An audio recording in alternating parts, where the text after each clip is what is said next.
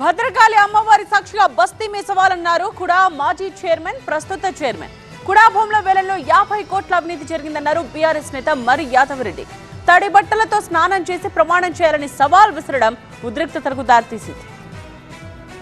Kakatiya urban development authority ఆధ్వర్యంలో జరుగుతున్న భూముల వేలం అధికార విపక్షాల మధ్య అగ్గిరాజేసింది. కుడా చైర్మన్ యనగాల వెంకట్రామరెడ్డి భూముల వేలంలో 50 కోట్ల స్కామ్ చేశారని ఆరోపించారు కుడా మాజీ చైర్మన్ బీఆర్ఎస్ నేత మర్రి యాదవ్ రెడ్డి.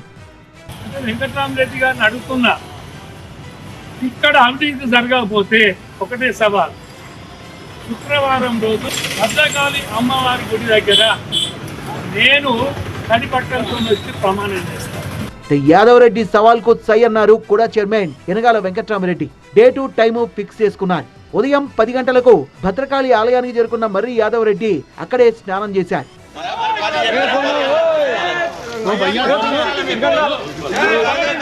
తడి బట్టలతో గుడిలోకి వెళ్లేందుకు ప్రయత్నించగా పోలీసులు అడ్డుకున్నారు. తోపులాట జరగడంతో ఆలయం దగ్గర ఉద్రిక్త పరిస్థితులు తలెత్తాయి. దీంతో మర్రిని అదుపులోకి తీసుకున్నారు పోలీసులు.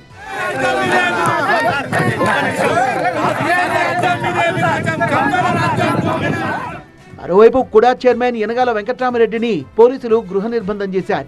20 మందితో ఆలయానికి వెళ్లేందుకు అనుమతించారు. గుడికి వెళ్లిన వెంకట్రామరెడ్డి కూడా స్నానం చేశారు.